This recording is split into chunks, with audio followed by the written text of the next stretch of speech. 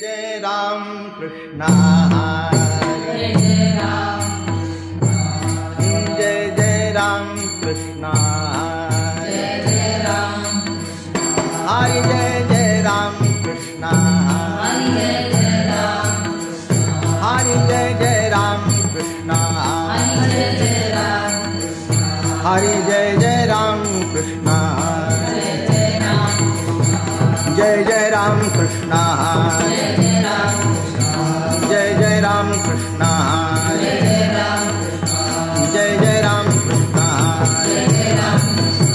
जय जय राम कृष्णा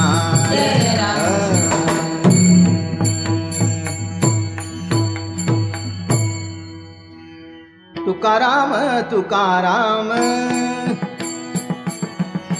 तुकाराम तुकाराम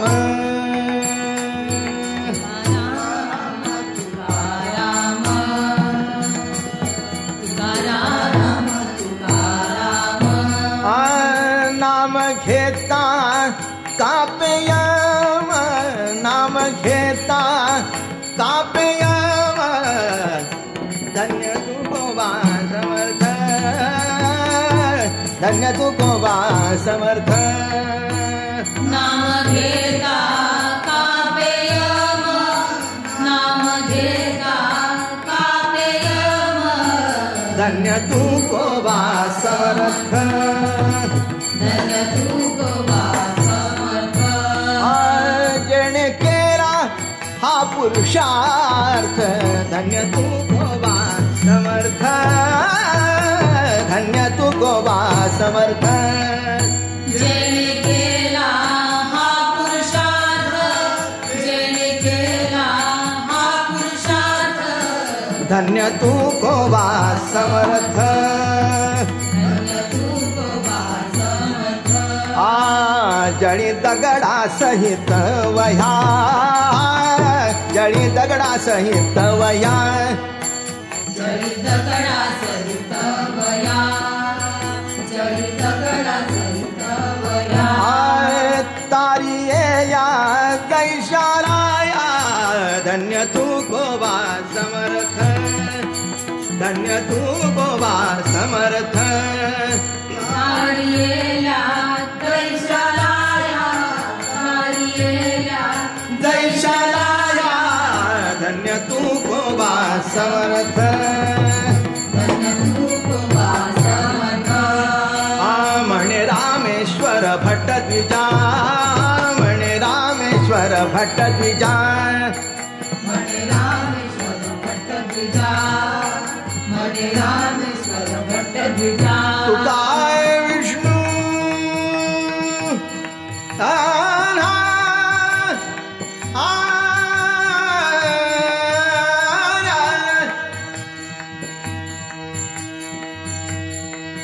तुका विष्णू नाही तुझा धन्य तू गोवा समर्थ धन्य तू गोवा समर्थ तुका विष्णू नाही तुझा तुका विष्णू नाही तुझा धन्य तू गोवा समर्थ धन्य तू गोवा समर्थ धन्य तू गोवा समर्थ धन्य तू गोवा समर्थ धन्य तू गोवा समर्थ धन्य तू गोवा समर्थ जेणे केला हा पुरुषार्थ जेणे केला हा पुरुषार्थ धन्य तू गोवा समर्थ धन्य तू गोवा समर्थ जेणे केला हा पुरुषार्थ जेणे केला हा पुरुषार्थ धन्य तू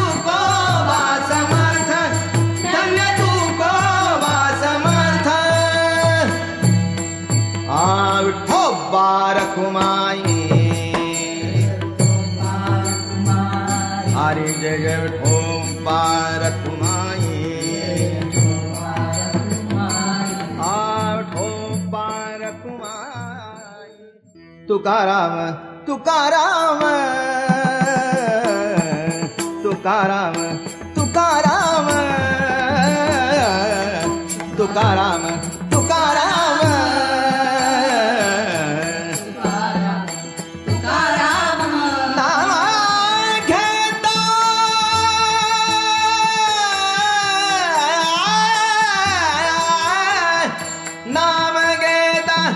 काव्य काव्य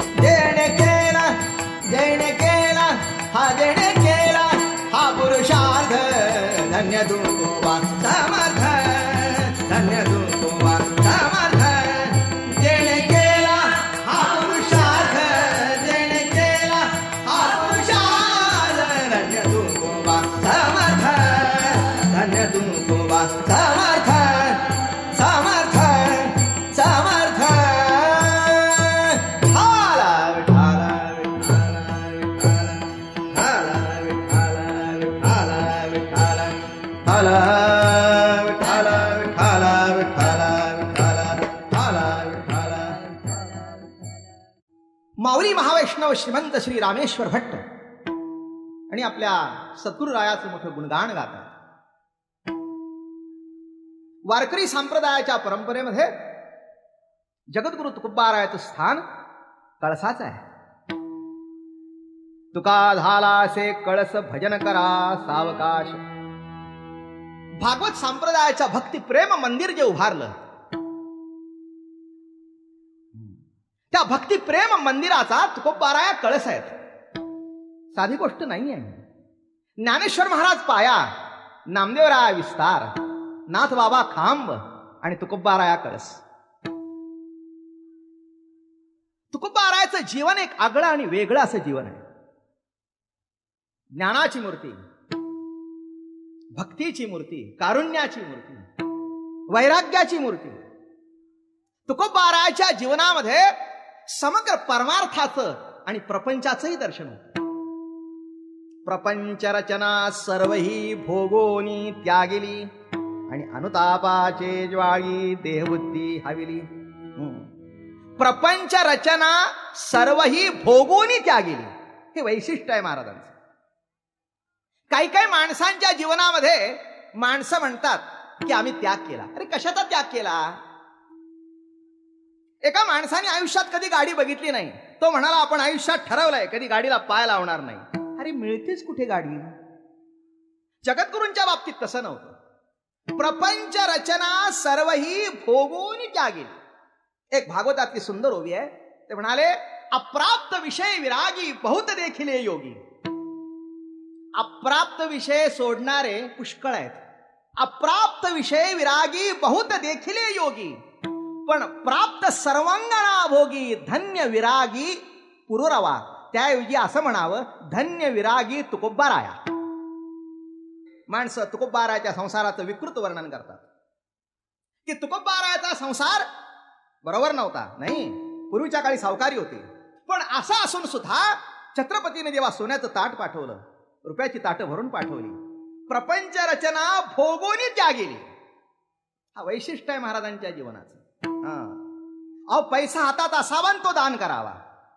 विषय प्राप्त असावे आणि त्या विषयापासून अलिप्त राहावं. हा अवघड आहे. तुकाराम महाराजांनी घर सोडलं नाही, पण घरात असून घरात नव्हते. आणि म्हणून त्यासी स्त्री म्हणे माझा भरता, पुत्र म्हणे माझा पिता, शिष्य म्हणे गुरु तत्वता, पण तो त्याही वर्ता परते. हे तुकोबारायाच्या जीवनाचं सार आहे. आणि हे जाणून आमचे निळोबारायांनी त्यांची स्तुती केली. नमो सद्गुरु तुकया ज्ञानदीपा, नमो सद्गुरु सच्चिदानंद रूपा, नमो सद्गुरु भक्त कल्याण मूर्ती आणि नमो सद्गुरु भास्करा पूर्ण कीर्ती. तुकोबाराया म्हणजे ज्ञानाचं मूर्तिमंत रूप, वैशिष्ट्यपूर्ण आहे. तुकोबारायाचा अवतार म्हणजे अंबरीश, प्रल्हाद, उद्धव, अंगद, नामयान तुकया. या संपूर्ण अवतारामध्ये कुठे नाही कुठेतरी काहीतरी कमी दिसतं. अंबरीश अवतारामध्ये जन्ममरणाची भीती होती. तुलना दाखवतो की तुकोबारायचा अवतार कळस का? अंबरीशाच्या अवतारामध्ये जन्ममरणाची भीती होती, किंबहुना जन्ममरण चुकवण्याकरता एकादशी व्रत केलं. आणि इथे काय म्हणतात बघा, जन्ममरणाची विसरलो चिंता, जन्ममरणाची विसरलो तू माझ्या अनंता माय बाप्पा, तू माझा अनंत माय बाप्पा, तू माझा अनंत माय बाप्पा. हे वैशिष्ट्य आहे महाराजांचं.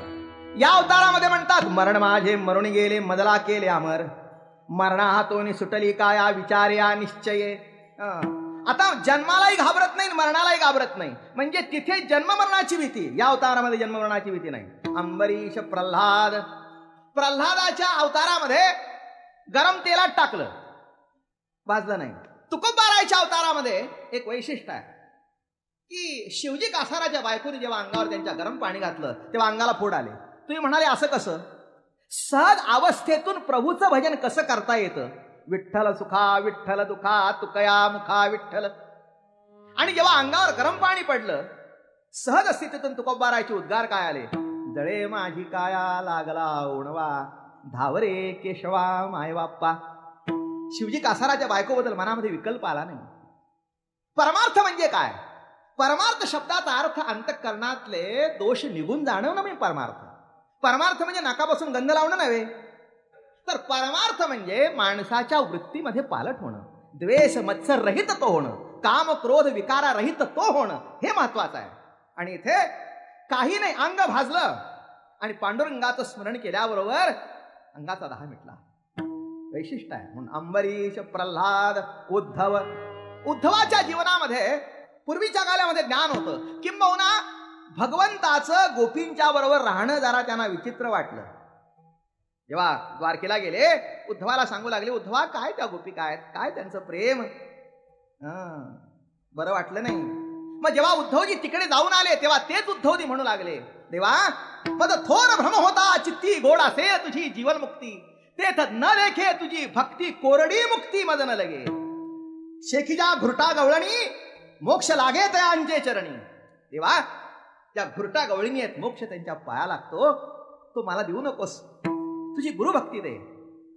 तुकोबारायच्या अवतारामध्ये असं बघायला मिळतं, ज्ञान आणि भक्तीचा संगम बघायला मिळतो. तुकोबारायची ज्ञानाची प्रतीती केवढी मोठी आहे ती बघा. अणुरेणुया थोकडा तुका आकाशा एवढा, म्हणजे किती लहान. अणुरेणुया थोकडा, अणुपेक्षा लहान. आणि मोठा केवढा, व्यापक केवढा, आकाश हा एवढा. तत्वमसी विद्या ब्रह्मानंदी सांग, आणि तोची झाला अंगे स्वये तुका. आता या प्रतीतीमध्ये रमणारे तुकोबाराया म्हणजे ज्ञानाची अवस्था ही आणि भक्तीची अवस्था. भेटी लागी जीवा लागली से आस, बाहे रात्रंदिवस वाट तुझी, बाहे रात्रंदिवस वाट तुझी, भेटी लागी जीवा लागली से आस. केदवा भेटसी माझी जीव लगा. देवा तू केव्हा भेटशील? दिवाळीच्या मुळा लेकी असावली, पाहतसे वाटुली पंढरीची. मग आता ही ओढ बघा, भक्ती बघितली, ज्ञानाची अवस्था बघितली, तर तुका आकाशा एवढा, बरं का. आणि इथे जर बघितलं तर म्हणताय देवा तुम्हाला केव्हा भेटशील. म्हणजे ज्ञानोत्तर प्रेम लक्षणा भक्ती जी आहे ती तुकोबारायच्या जीवनामध्ये आपल्याला पुरेपूर बघायला मिळते.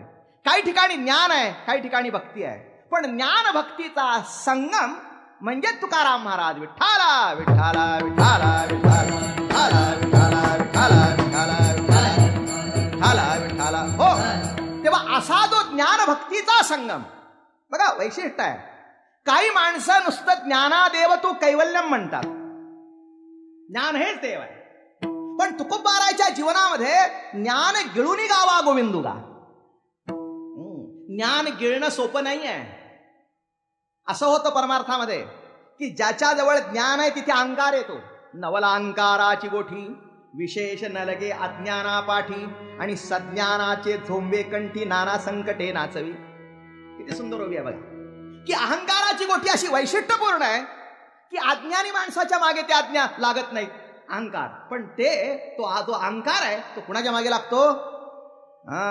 ज्ञान अभिमान दुर्वासाशी. व्यर्थ शापिले अंबरिशासी मद होणे पडले त्या वेशासी ज्ञानाभिमानासी घेऊन ज्ञानाभिमान ब्रह्मयासी सोरो निनीले गोपाळ वत्साशी मद होणे पडले त्या वेशासी ज्ञानाभिमानासी भिवनी. मग ज्ञान आला की त्याच्याबरोबर अभिमान आला. तुकोबारायच्या जीवनामध्ये ज्ञान होतं, पण नुसतं ज्ञान नाही, ज्ञान गळूनी गावा गोविंदा. तुकोबारायांनी ज्ञान पचवलं.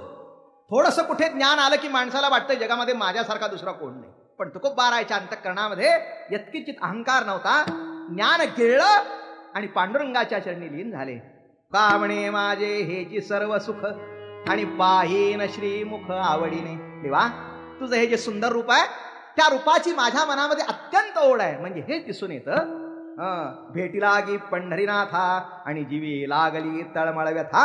म्हणून ज्ञानाच्या जोडीला भक्ती आणि ज्ञान आणि भक्तीचा असामान्य असा संगम आणि केवढं वैशिष्ट्यपूर्ण जीवन आहे.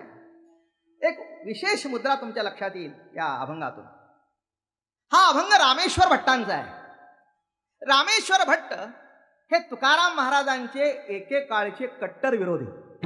पण कालांतराने जेव्हा तुकोबारायाच्या भक्तीची ज्ञानाची प्रतीती त्यांना आली तेव्हा तेच रामेश्वर भट्ट म्हणतायत, तुकाराम तुकाराम नाम घेता कापे यम. विशेष अभंग आहे हा. बघा, एकेकाळचा विरोधी मनुष्य आणि तुकाराम महाराजांचा नंबर 1चा शिष्य होतो. गंमत त्याच्यामध्ये अशी आहे की संत कुठे जन्माला आले याचा महत्व नाही आहे. संत कोणत्या कुळात जन्माला आले हे महत्वाचं नाही.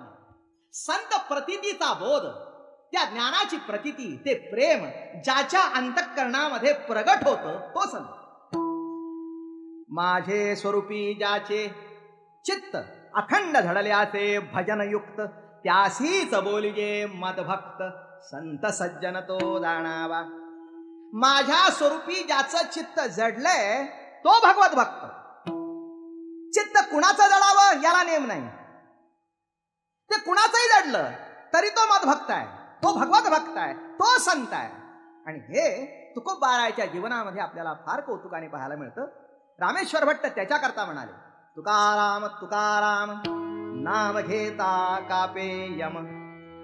आणि अशी आमच्या तुकोबारायांनी देहू गावामध्ये जन्म घेतला. देहू गावामध्ये पंढरीनाथ 8 पिढ्या अगोदर आले होते. धन्य देहू गाव पुण्यभूमी ठाव जेथे नांदे देव पांडुरंग. करकटी उभा विश्वाचा जनिता वामांगिते माता रुक्मा देवी. साधं एखादं धान्य पेरायचं असेल, ज्वारीचं बी पेरायचं असेल तर त्याच्याकरता शेताची किती मशागत करावी लागते. मग ज्या भूमीमध्ये, ज्या गावामध्ये जगद्गुरु तुकोबाराय जन्माला येणार तिथे पंढरीनाथ 8 पिढ्या अगोदर सेवा करण्याकरता आले. पंढरपूरचा देव विटेवर एकटा उभा आहे, आई साहेबांना मागे उभं केलं. तिथे तो आपल्या ऐश्वर्याने आहे, आपल्या सत्तेने आहे. सत्ताधीश परमात्मा आहे. म्या बोलविल्या वेद बोल, म्या चालविल्या सूर्य चाले, म्या हलविल्या प्राणू हाले तो जगाते चाळीता. असा आहे तो, असा ऐश्वर्याने उभा आहे. आणि इथे कसा आहे, नांदे तया घरी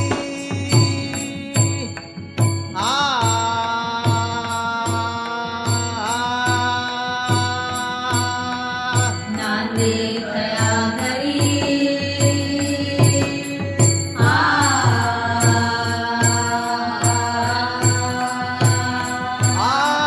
नांदे तया घरी दैवत पंढरीचे. धन्य पुण्य रूप कैसा झाला संसार. धन्य पुण्य रूप कैसा झाला संसार. कैसा झाला संसार. कैसा झाला संसार. देवाणी भक्त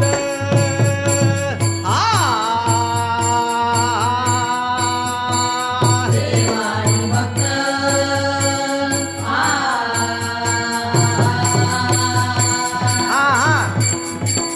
देवाणी भक्त, देवाणी भक्त तुझा नाही विचार. धन्य पुण्य रूप कैसा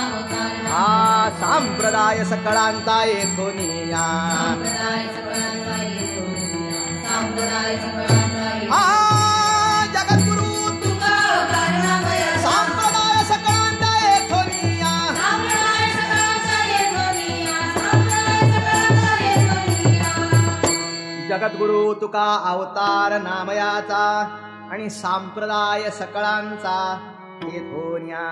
मग आता बघा, एक काळ असा होता, जगद्गुरु ही उपाधी शूद्राला कधी कोणी लावली नव्हती, नाही का?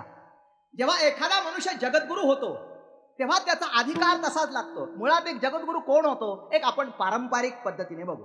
पहिल्यांदा तो ब्राह्मण असावा लागतो, त्याच्यानंतर पुन्हा तो बालब्रह्मचारी असावा लागतो. 4 वेद 6 शास्त्रांचा अध्ययन झालेलं पाहिजे. आणि एवढ्यातून पुन्हा काय लागतं माहिती आहे का? जेव्हा एखादा मुलगा जगद्गुरूंच्या गादीवर बसण्याकरता त्याचं निवड होते, 2-4 मुलं त्यांच्या समोर असतात आणि शेवटी की बालब्रह्मचारी आहे, ज्ञान आहे, ब्राह्मण आहे, सटशास्त्राचा अभ्यास झालेला आहे, पण एवढा असून सुद्धा पुन्हा प्राक्तनी लागतच ना. आणि मग तो असेल अशी व्यक्ती सर्व अंगाने परिपूर्ण, ती जगद्गुरु. तुकाराम महाराजांच्या बाबतीत याच्यातलं कौतुक बघण्यासारखं असं आहे. तुकाराम महाराज शूद्र, बालब्रह्मचारी नाहीत, पहिली बायको गेली तर दुसरी केली. मग असं असून संस्कृत येत होतं का? नाही. पण संस्कृत येत नसून सुद्धा महाराजांची योग्यता ते पॉवर मध्ये म्हणतात, वेदाचा तो अर्थ आम्हासीच ठावा, वेदाचा तो अर्थ आम्हासीच वेदाचा तो अर्थ आम्हासीच ठावा, वेदाचा तो अर्थ आम्हासीच इतराने व्हावा बारमाथा, इतराने व्हावा बारमाथा, इतराने व्हावा बारमाथा. दुसऱ्या का अभंगात म्हणतात, वेदा महावरी रुसोनिया गेला, वेदा महावरी रुसोनिया गेला, वेदा महावरी रुसोनिया गेला, वेदा महावरी रुसोनिया गेला. आम्ही त्याच्या बाला धरिले कंठी, आम्ही त्याच्या बाला धरले कंठी, आम्ही त्याच्या बाला धरले कंठी. बघा महाराजांची प्रमाण किती गमतीचे आहे. वेदा महावरी रुसोनिया गेला. अरे म्हणाले, या वेदाने काय आम्हाला अधिकार दिला नाही. वेद अत्यंत कृपण झाला, तिन्ही वर्णाचे कानी लागला, स्त्री शूद्रासी बोला अद्यापि धरोनी ठेला. अरे बाबा, ह्या वेदाने काय आम्हाला जवळ केलं नाही, पण आमचं भाग्य असं, वेदा महावरी सोनिया गेला. आम्ही काय केलं? काय वेद ज्या ईश्वरी सत्तेपासून प्रगट झाले, त्या सत्तेला आम्ही आमच्या हातात धरलं. तो पांडुरंग आमची वाट पाहतो. वाट पाहे व्हा भेटीची आवडी आणि कृपाळू तातडी उतावीळ. असं घडलं. मग त्या काळामध्ये बघा, अशा कुळामध्ये येऊन तुकाराम महाराजांना माणसं जगद्गुरु म्हणू लागली. हे मोठ्या मोठ्या विद्वान मंडळींना, उच्चवर्णीय मंडळींना पटलं नाही तितकं. कारण हे घडलं म्हणून तुकोबारायचा नावलौकिक आणखीन जास्ती वाढला. तुम्हाला माहिती आहे, मला रामेश्वर भट्ट फार आवडतात, मोठं कौतुक वाटतं त्यांचं. जेव्हा रामचंद्र प्रभू आणि वनवासाहून आले, वनवासाहून आल्यानंतर त्यांनी पहिलं दर्शन कुणाचं घेतलं माहिती आहे का? कौसल्येचं नाही, कैकईचं. माणसं म्हणाली, अहो तुम्ही कैकईचं दर्शन काय घेता? म्हणले तुम्हाला माहिती नाही, कैकईमुळे माझं नावलौकिक जगभर झालं, नाहीतर मी अयोध्येतच राहिलो असतो. कैकेयीने जर मला घराच्या बाहेर काढलं नसतं, तसं रामेश्वर भट्टाने जर विरोध केला नसता, तर तुकाराम महाराज म्हणजे कळस हे जो उपमा प्राप्त झाली, वह्या ज्या तरल्या, हा जो अलौकिक चमत्कार घडला, त्याला कारण रामेश्वर भट्टांचा विरोध आहे. एकदा कारण असं घडलं, एक म्हातारी बाई होती. महाराजांना म्हणाली, तुमचं कीर्तन तर मला फार आवडतं, माझी इच्छा अशी आहे, संत येती घरात होती दिवाळी दसरा, माझ्या घरी तुम्ही यावं केव्हा तरी. पण म्हणाले माझं खोपट पडायला झालंय. मग असं करतो म्हणाले, येतो उद्या. पण म्हणते ते खोपट पडायचं काही काळजी करायचं कारण नाही, आमचं जेवण होईतोपर्यंत काही पडणार नाही. झालं बाबा, महाराजांचं जेवण वगैरे आटपलं, हात धुतले. मग त्या बाईला सांगितलं, आधी तुझं गबाळ बाहेर काढ. सगळं सर्व भांडी कुंडी बाहेर काढली. महाराजांनी बाहेर पाऊल टाकलं आणि ती भिंत कोसळली. हा जेव्हा चमत्कार त्या लोकांनी बघितला, सगळ्या ब्राह्मण मुलींना वाटलं गावातल्या जगद्गुरूंचा अवतार म्हणजे प्रत्यक्ष देवाचा अवतार. आणि घडलं काय की जेव्हा त्या काळातला ब्रह्मवृंद, शास्त्री, पंडित, विद्वान महाराजांच्या पाया पडू लागले, तेव्हा इकडे असं झालं. अरे म्हणाले, एवढा मोठा हा उच्चवर्णीय समाज आणि एका शूद्राचं दर्शन घेतो. ठिणगी इथे पडली बघा. काय मग रामेश्वर भट्ट वाघोलीचे एक मठाधिपती होते, अधिकारी होते, योग्यता मोठी होती. त्यांच्या कानावर काही काही जे कुश्चित होते, ज्यांचं मन मत्सराने पेटलं होतं, जे पोथ्या पुराण सांगत असताना सुद्धा दोन जमत नव्हत्या. काय म्हटलं मी? आणि तुकाराम महाराजांच्या कीर्तनाला मात्र अलोट गर्दी. अशाने तक्रार केली. अहो म्हणाले, धर्म बुडत चालला, एका शूद्राचा नावलौकिक होतोय आणि त्याच्यातलं दुःख हे की आमची उच्चवर्णीय मंडळी आमच्या पाया पडत नाहीत, पण तुकाराम महाराजाच्या दर्शनाला जातात. याच्यात काहीतरी गम्य आहे हे कळायला पाहिजे होतं ना, की ज्या अर्थी त्यांचं दर्शन न घेता तुकाराम महाराजांचं दर्शन घेतलं जातं. पण रामेश्वर भट्टांना सुद्धा पहिल्यांदा काही अनुभव नव्हता, महाराजांचं दर्शन झालं नव्हतं. त्यांच्या मनामध्ये सुद्धा राग आला.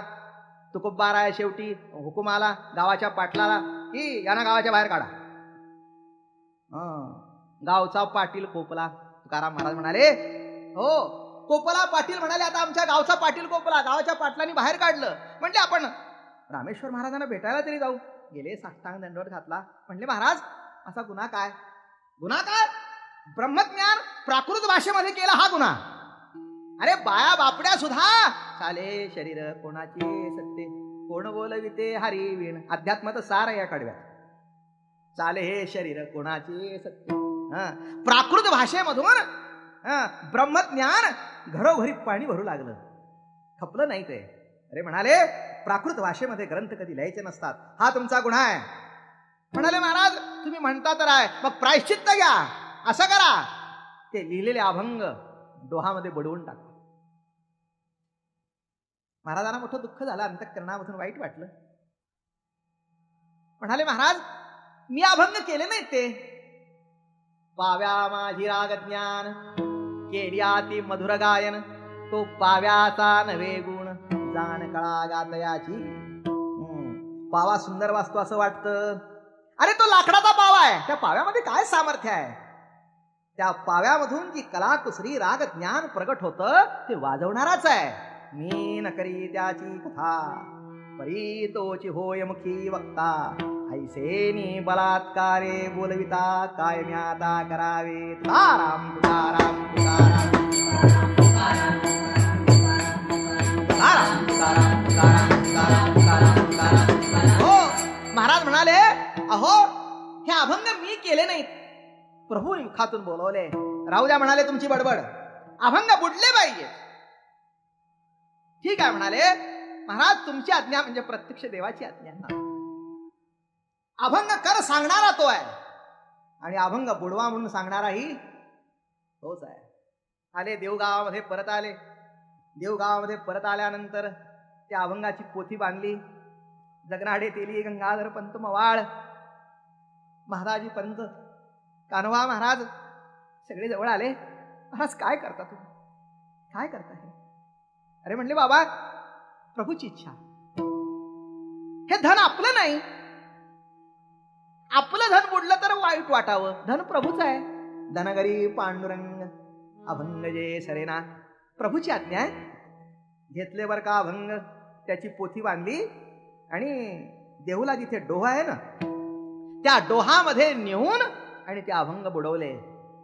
महाराज काय सांगू तुम्हाला, अभंग बुडले नाहीत, त्या दिवशी या जगातला परमार्थ बुडला. म्हणाले, बाबानो मदनाही कोणी उरला दुर्जन, माय बाप्पा विण ब्रह्मांडात.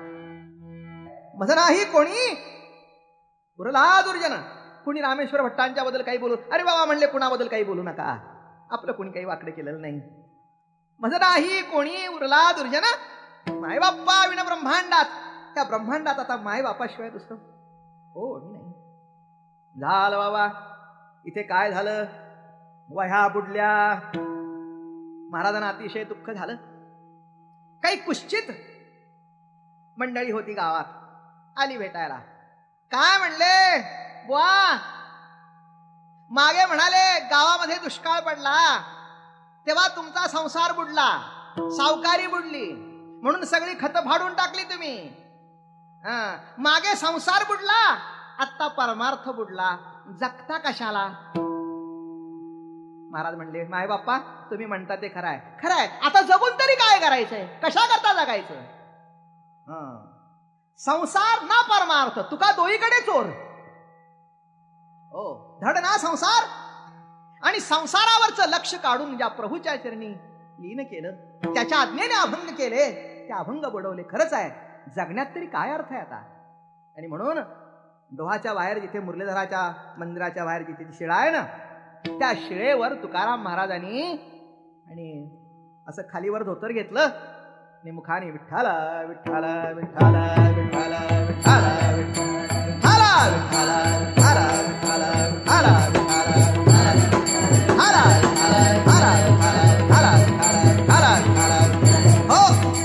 नामस्मरण सुरू केलं मोठ्या प्रेमाने. इकडे काय झालं? रामेश्वर भट्ट निघाले होते नागनाथाच्या दर्शनात. रस्त्यामध्ये आणि अनगड शाह सिद्ध म्हणून होता, त्याची मोठी सुंदर बाग होती. त्या बागेमध्ये आणि अतिशय सुंदर विहीर होती, त्याची नवाजचं पाणी होतं त्याचं. ते रामेश्वर भट्टांना वाटलं चांगलं पाणी आहे, स्नान संध्या करून घ्यावी, मग देवदर्शनाला जावं. त्या विहिरीमध्ये उडी टाकली आणि अनगड शहाने तिकडून बघितलं. अरे अरे अरे अरे म्हणाले, ज्याने माझं नवाजाचं पाणी खराब केलं त्याच्या अंगाची 10 होईल.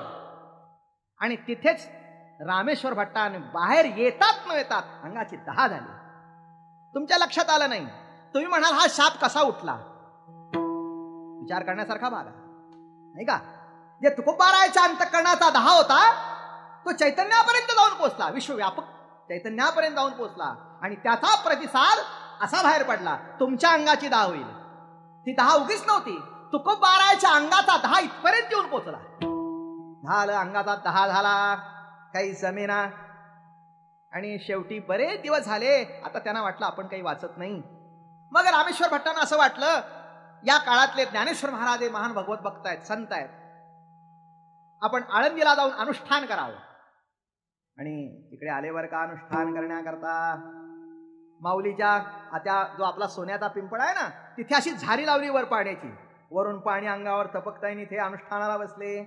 एक दिवस ज्ञानेश्वर महाराज स्वप्नात येऊन सांगितलं, म्हणाले, रामेश्वर भट्ट माझ्याकडे थांबू नका, माझ्या रूपाने तुकोबारा जगात अवतीर्ण झालेले आहेत, त्यांची जाऊन क्षमा मागा.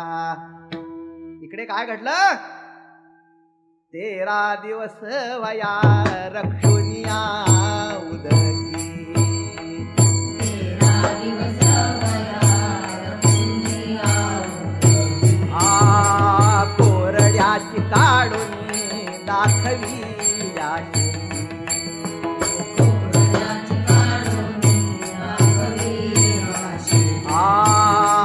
अपार कविता शक्ती मिरवोनी हलोकी, अपार कविता शक्ती मिरवोनी हलोकी, कीर्तन श्रवणे तुमच्या उद्धरती जनलोकी. जय जाजी सद्गुरु स्वामी तुकया दातारा, जय जाजी सद्गुरु स्वामी तुकया दातारा. कीर्तन श्रवणे तुमच्या उद्धरती जनलोकी, जय जाजी सद्गुरु स्वामी तुकया दातारा, जय जाजी सद्गुरु स्वामी तुकया दातारा. इकडे आणि तुकोबारायचे जे भक्त मंडळी होती, जगनाडे तेली, गंगाधर पंत मवाळ, यांच्या स्वप्नात गेले पंढरीनाथ. अहो म्हणाले, उठा उठा उठा, तुकोबारायच्या वह्या मी घेऊन बसलो होतो पाण्यामध्ये. संतांचं वचन जपण्याकरता देव अवतार घेतो. जी अक्षर पांडुरंगाने जतन केली, तुकोबारायच्या स्वप्नात गेले. म्हणले, बाबा तुका, तुझा गाथा जिवंत आहे, तुझा परमार्थ जिवंत आहे. आणि येऊन डोहावर बघतायत, जळी दगडा सहित वया आणि तारियेल्या दैशा, अभंगातलंच प्रमाण आहे. जळी दगडा सहित वया आणि तारियेल्या दै, तेच रामेश्वर भट्ट लिहित आहेत. आणि भक्त मंडळीने उडी टाकली.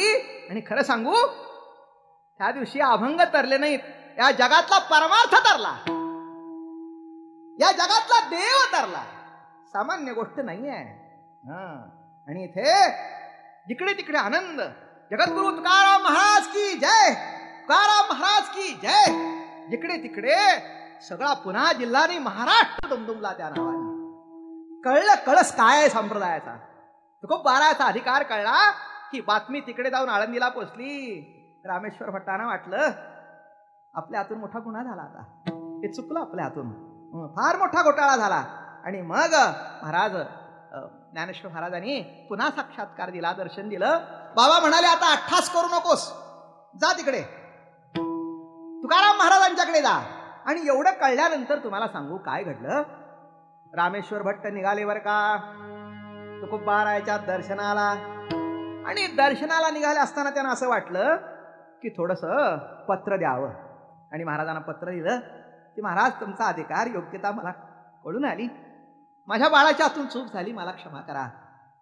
महाराजांचं अंतःकरण मोठं हो. त्यांना असं वाटलं माझ्या प्रभूचं प्रेम तरी कळलं किती माझ्यावर आहे ते.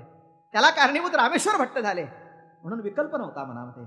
कोणाही जीवाचा न घडो मत्सर वर्म सर्वेश्वर पूजनीय.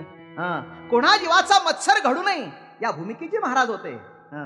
आणि महाराजांना वाटलं गावात सगळ्या समोक्ष येऊन भेटण्यापेक्षा आपणच त्यांना का भेटायला जाऊ नये. आणि तुकोबाराय ज्या रस्त्याने रामेश्वर भट्ट येत होते त्या रस्त्याने त्यांना भेटायला गेले. आणि समोरून रामेश्वर भट्ट येताना बघतायत, बघितल्यावर महाराजांनी साष्टांग काढला. रामेश्वर भट्ट आणखीन लाजले, आले जवळ तुकोबारायच्या चरणाला कडकडून मिठी मारली. तुकोबाराया असं काय करता महाराज, मला तुमचा अधिकार तुमची योग्यता कळली नाही, मला क्षमा करा महाराज. तुमचे अभंग बुडवले, कुणाचं तरी ऐकून बुडलो. अभंग बुडले नाहीत, अभंग तरले, मात्र मी मात्र बुडलो. आणि मग प्रार्थना केली, महाराज मला क्षमा करा. तुकाराम तुकाराम जय जय विठ्ठल, जय जय विठ्ठल.